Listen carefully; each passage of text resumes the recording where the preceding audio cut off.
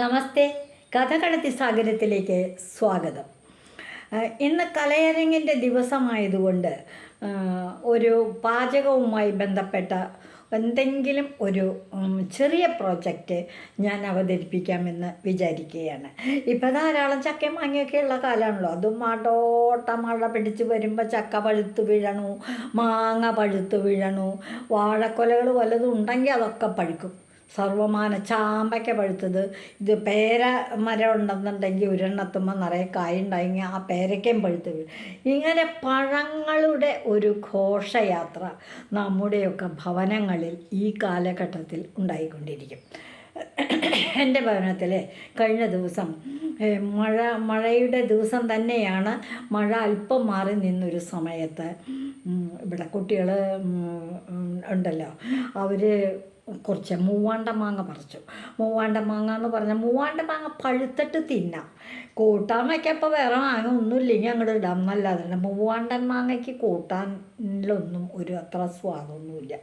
നല്ലതാണിത് തിന്നാൻ. എങ്ങനെ മാങ്ങ ചനച്ച് വരുമ്പോൾ ചെത്തി ചിലർക്ക് അതിലിത്തിരി ഉപ്പും മുളകും പൊടി ചേർത്ത് വേണേ ഒരു തുള്ളി വെളിച്ചെണ്ണ 5-6 കറിവേപ്പിൻ്റെ ഇല ഒന്ന് തിരുമ്മിയിട്ട് ഇളക്കി വെച്ചിട്ട് എടുത്ത് തിന്നണത് ഇഷ്ടമായിട്ടുള്ളവർക്ക് അങ്ങനെ തിന്നാം. പഴുത്തിട്ട് പൂളി തിന്നണമെങ്കിൽ അതുമാകാം. ഇതിൽ നിന്നും വ്യത്യസ്തമായ വിധത്തിൽ മൂവാണ്ടൻ മാങ്ങ തിന്നുന്ന ഒരു രീതിയാണ് ഞാൻ ഇന്ന് പരിചയപ്പെടുത്തുന്നത്. നല്ല ഇതിനിപ്പോൾ അങ്ങനെ റെസിപ്പിയൊന്നും വേണ്ടല്ലോ. നല്ല ചെനച്ച മൂവാണ്ടൻ മാങ്ങ തൊലി ചെത്തി പൂളി കഷ്ണങ്ങളാക്കി ഒരു നല്ല ബൗളിലങ്ങിടുക. വൃത്തിയായിട്ട് നല്ല ചെമ്പകപ്പൂവിൻ്റെ നിറമായിട്ടുള്ള മാങ്ങ പൂളി വച്ചേക്കണം, കണ്ട കൊതിയാവും. അങ്ങനെയാണ് അതിൻ്റെ ഒരു രീതി. അതങ്ങനെ തന്നെ തിന്നുമ്പോൾ പ്രായമായിട്ടുള്ളവർക്കൊക്കെ ഇത്തിരി വിഷമമാണ്, ഇത്തിരി കടുപ്പുണ്ടല്ലോ ഈ മാങ്ങയ്ക്ക്. അപ്പം അങ്ങനെ ഉള്ളവർക്കൊരു എളുപ്പമാകുന്ന വിധത്തിൽ ഇതിനെ പാകപ്പെടുത്താനായിട്ട് ഞാനൊരു ശ്രമം നടത്തിയതാണ് ഇന്നിവിടെ അവതരിപ്പിക്കുന്നത്. ഈ പൂളി വെച്ചേക്കണ മൂവാണ്ട മാങ്ങയിലുണ്ടല്ലോ, പച്ചയ്ക്ക് അങ്ങനെ തിന്നേണ്ടവർക്ക് ഞാൻ ധാരാളം അങ്ങോട്ട് മാറ്റി വയ്ക്കും. ഇത്തിരി പ്രായമായിട്ടുള്ളവർക്ക് തിന്നാവുന്ന വിധത്തിലുള്ളത് ഞാനിപ്പോൾ അവതരിപ്പിച്ചിരിക്കുകയാണ്. ഈ മാങ്ങയ്ക്ക് ആവശ്യമായിട്ടുള്ള അല്പം ഉപ്പ് ഇടുക. പിന്നെ അല്പം ഞാൻ ഇട്ടത് അച്ചാർ പൊടിയാണ്, അതിലുണ്ട് അല്പം ഉപ്പ്, കുറച്ച് മുളകും ഉണ്ട്, ഉലുവാപ്പൊടിയുണ്ട്, കായം ഉണ്ടല്ലോ അതും ഇട്ടു. ഇത് കൂടാതെ ഞാനിവിടെ തീയൽ കൂട്ട് ഉണ്ടാക്കി വെച്ചിട്ടുണ്ട്.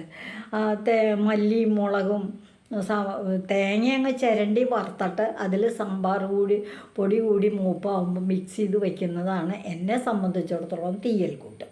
പല കൂട്ടാനുകൾക്കും തീയലുണ്ടാക്കാൻ ഏത് കഷ്ണം കൊണ്ടായാലും തീയലുണ്ടാക്കാം. ചപ്പാത്തിക്കൊരു കറി ഉണ്ടാക്കുമ്പോൾ അതിൻ്റെ ഒരു മസാലയായിട്ട് എടുക്കാനൊക്കെ ഇത് കൊള്ളുക. അത് കഴിയുമ്പോഴേക്കും ഞാൻ ഉണ്ടാക്കി വയ്ക്കും. ദൈവാനുഗ്രഹം കൊണ്ട് നാളികേരത്തിനൊന്നും നമുക്ക് ബുദ്ധിമുട്ടില്ലല്ലോ. അപ്പോൾ ഈ തീയൽ കൂട്ടുണ്ട്. ഞാൻ ഈ ഇട്ട പൊടിയിൽ കുറച്ച് ഒരു 2 സ്പൂൺ തീയൽ കൂട്ട് കൂടി അങ്ങോട്ട് ഇട്ടു. എന്നിട്ട് ഇതെല്ലാം കൂടെ അങ്ങോട്ട് മിക്സ് ചെയ്തിട്ട് ഇവിടെ മൈക്രോവേവ് ഉള്ളത് കൊണ്ട് ഞാൻ ഈ ബൗള് മൈക്രോവേവിൽ ഒരു 3 മിനിറ്റ് അങ്ങോട്ട് വെച്ചു. 5-6 കറിവേപ്പിൻ്റെ ഇലയും ഇതിൻ്റെ കൂടെ ഒന്ന് തിരുമിയിട്ടിട്ടുണ്ട് കേട്ടോ. അപ്പോൾ എന്തൊക്കെ ഇട്ടു? ചെനച്ച മൂവാണ്ടൻ മാങ്ങ തൊലി ചെത്തി പൂളി കഷ്ണങ്ങളാക്കിയത്, ഉപ്പ്, മുളക്, അല്പം തീയൽ കൂട്ട്. മുളക് എന്ന് പറയുന്നത് അച്ചാർ പൊടി ആവുകൊണ്ട് അല്പം ഒരു കായത്തിൻ്റെ സ്വാദും ഉലുവയുടെ സ്വാദും കൂടി ഉണ്ടാവും. ഇതെല്ലാം കൂട്ടി 2 തണ്ട് കറിവേപ്പില അങ്ങോട്ട് ഊർത്തിയെടുത്തു. അതും കൂടിയായിട്ട് ഒന്നിങ്ങനെ ഇട്ട് ഇളക്കി മറച്ചു. നല്ലോണം അങ്ങോട്ട് മറച്ചു. സ്പൂൺ കൊണ്ട് അങ്ങോട്ട് ഇതാക്കി പൊത്തി വെച്ചിട്ട് അങ്ങനെ തന്നെ ഞാനിവിടെ ചെയ്തത് മൈക്രോവേവിലേക്ക് അങ്ങോട്ട് വെച്ചു. മൈക്രോവേവിൽ ഇതൊരു 3 മിനിറ്റ് വെച്ചിട്ട് അവിടെ നിന്ന് എടുത്തിട്ട് ഒന്നും കൂടി അങ്ങോട്ട് ഇളക്കി മറിച്ചു. അപ്പോൾ അതൊരു പകുതി വേവ് എന്ന് വെച്ചാൽ അതിൻ്റെ കടുപ്പം ഒക്കെ മാറിയിട്ടുണ്ട്. ഇനി ഒരു ചീഞ്ചട്ടി, ഹിൻഡാലിയത്തിൻ്റെ ചീഞ്ചട്ടിയാണ് കേട്ടോ. അത് അടുപ്പത്തേക്ക് വെച്ചിട്ട് അല്പം വെളിച്ചെണ്ണ, 2 സ്പൂൺ മാത്രം വെളിച്ചെണ്ണ, പച്ച വെളിച്ചെണ്ണ, അതൊന്ന് ചൂടായപ്പോൾ ഈ 2-3 കടുക് ഇട്ടു. കടുക് ഇഷ്ടമുണ്ടെങ്കിൽ ഇട്ടാൽ മതി, ഇഷ്ടമല്ലെങ്കിൽ വേണ്ട, അത്രേ ഉള്ളൂ. ഞാൻ ഇന്ന് കടുക് ഇട്ടു 2 മണി, അത്രയേ ഉള്ളൂ.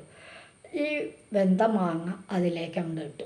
ഒന്ന് അങ്ങോട്ട് സ്ലോ ആക്കി വെച്ച് പെരട്ടി ഒരു 2-3 പ്രാവശ്യം അതിലിട്ട് ഇളക്കി ഒന്ന് പെരട്ടി ഈ മസാലയൊക്കെ പിടിച്ച് അതൊന്ന് പതുക്കനെ ചെറുതായിട്ടൊന്ന് മുരിഞ്ഞു വന്ന വിധത്തിലായി. അപ്പോൾ മൂവാണ്ടൻ മാങ്ങ സത്യം അതെന്താ നമ്മൾ ചെയ്തത്, മൂവാണ്ടൻ മാങ്ങ ഫ്രൈ ചെയ്തു. ഇപ്പൊക്കെ കുട്ടികൾക്കൊക്കെ എന്തൊരൈറ്റം ഫ്രൈ ചെയ്യുക. കോവയ്ക്ക മെഴുക്കുരട്ടി വേണ്ട, ഫ്രൈ ചെയ്ത ആവാം. അച്ചിങ്ങ മെഴുക്ക് പുരട്ടി ഒന്നും വേണ്ട, ഫ്രൈ ആവാം. ഉരുളക്കിഴങ്ങ് മെഴുക്ക് പുരട്ടി വേണ്ട, ഫ്രൈ ആവാം. അപ്പോൾ ഇന്ന് മൂവാണ്ടൻ മാങ്ങ ഞാനൊന്നങ്ങോട്ട് ഫ്രൈ ചെയ്ത് കൊണ്ടുവന്നിട്ട് നിങ്ങളെ കാണിക്കാൻ. ഒരു കാര്യം കേട്ടോ, ഈ ഉച്ച ഇത് കാണുമ്പോഴും കഴിക്കുമ്പോഴൊക്കെ നമുക്ക് തോന്നും ഇത് ഉച്ച തിരിഞ്ഞൊക്കെയുള്ള ചായക്കൊരു പലഹാരമാക്കിയാലോ എന്ന്. പാടില്ലേ, പറഞ്ഞേക്കാം. കാരണം പാൽ ചേർത്ത പാൽ ചായ കുടിക്കുന്ന സമയത്ത് ഈ മാങ്ങ ചെന്നിട്ടുണ്ടെങ്കിൽ ഉള്ളിൽ കിടന്നിട്ട് ഉണ്ടും തള്ളും, നമ്മൾ ഛർദ്ദിക്കും. അതുകൊണ്ട് ചായയുടെ കൂടെ കഴിക്കരുത്, അല്ലാതെ വെറുതെ കഴിക്കാം. ഞാൻ കൊണ്ടുവന്നിട്ടുണ്ട് ഉണ്ടാക്കി. ചുക്കുവെള്ളം കുടിക്കട്ടെ എന്നേ, ഇതിൻ്റെ കൂടെ വെള്ളം കുടിക്കണമെങ്കിൽ ചുക്കുവെള്ളം കൂടി കുടിക്കട്ടെ, അതാണ് നല്ലത്. ഇതാണ് മൂവാണ്ടൻ മാങ്ങ ഫ്രൈ ചെയ്തത്. മൂത്ത് ചെനച്ച മൂവാണ്ടൻ മാങ്ങ ഫ്രൈ ചെയ്തു. ഇതിൻ്റെ ഒരു കഷ്ണം ഞാനിന്ന് ഉച്ചയ്ക്ക് ഊണിൻ്റെ പാകത്തിനാട്ടോ ഇത് ഉണ്ടാക്കിയത്. അപ്പോൾ ഊണിനെ ഒരു മെഴുക്ക് പുരട്ടി പോലെ കുട്ടികളൊക്കെ വിളമ്പി സുഖമായിട്ട് കഴിച്ചു. നല്ലതാ മമ്മേ, നീണ്ടോ മാങ്ങ, നമുക്കിനി ഉണ്ടാക്കാം കേട്ടോ. ഓ അങ്ങനെയാവാം എന്ന് ഞാനും പറഞ്ഞു. എൻ്റെ കുട്ടികൾക്ക് ഇഷ്ടമായിട്ടുള്ളത് ഏത് കുട്ടികൾക്കും ഇഷ്ടാവുമല്ലോ.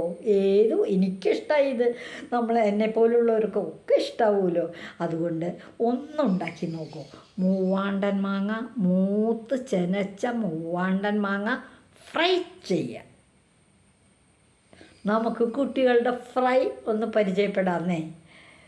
ഇതുവഴി വന്നാലും ഇത്തിരി നേരമിരുന്നാലും കഥകൾ കേട്ടാലും കളിയായി പറയും കഥയാണേ, കാര്യം പറയും കഥയാണേ.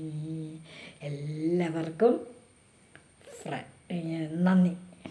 മൂവാണ്ടൻ മാങ്ങ, മൂത്ത് ചെനച്ച മൂവാണ്ടൻ മാങ്ങ ഫ്രൈ ഒന്നുണ്ടാക്കി നോക്കണം.